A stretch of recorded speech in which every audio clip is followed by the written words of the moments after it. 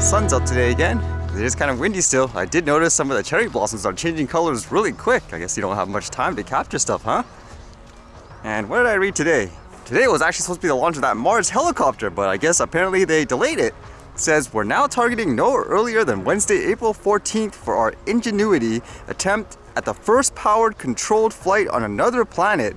That was a little unfortunate. Maybe it was due to things such as preparation. It can't be because of weather, correct? It makes me wonder if it's super cold there, as they say. Would it be kind of like all those videos you see where people in really cold areas, just in the country for example, they take boiling water, they throw it in the air, and just like that it evaporates just because it's so cold. So a little longer wait, I guess. And I read this, which was kind of interesting in regards to drones. It was an opinion about how a lot of people are basically using drones, consumer ones, attaching weapons and stuff with them. It seems a little extreme. This one here says, conflict groups arm consumer drones for terror attacks. A Chinese commercial drone manufacturer allows its products to keep reaching rebel groups in the world's trouble spots. Those groups use them to attack, stir fear, and spread propaganda. It's a little harsh, isn't it? For someone who's just making, I guess, the item. Although I guess these are the examples why so many people are afraid of even toy drones. This one here says, hobbyists are having a lot of fun modifying drones and they post their tutorials online.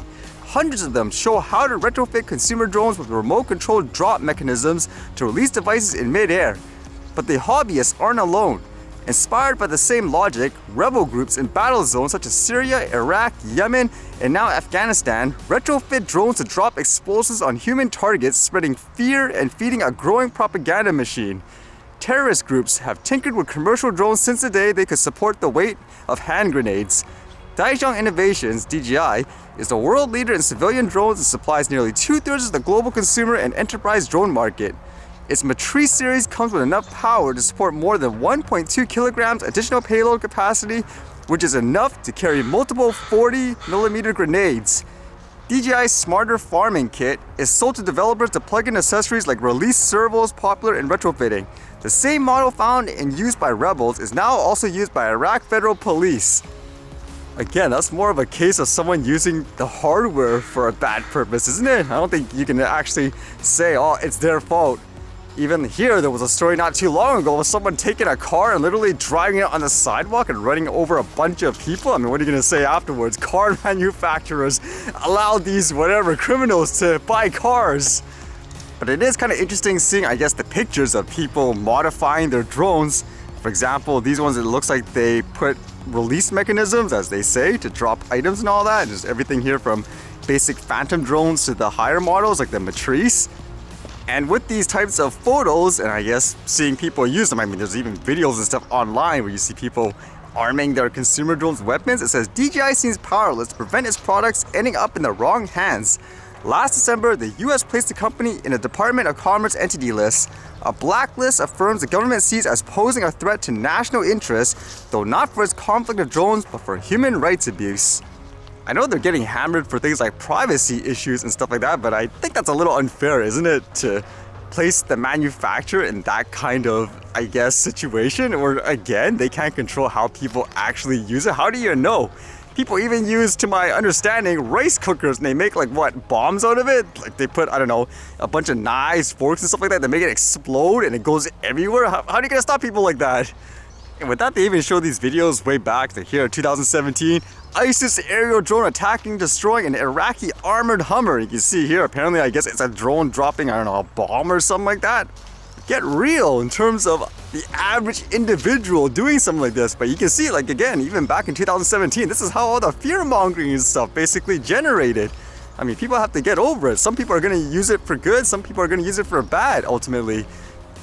It just makes me think of that topic. People wonder why there are things like prejudice, racism, and all that stuff. I mean, this is the example. You keep dumping information and stuff like that specifically when it comes to certain topics. Always that specific narrative and angle. What do you think? How do you think people are going to react afterwards? They're going to be terrified of it.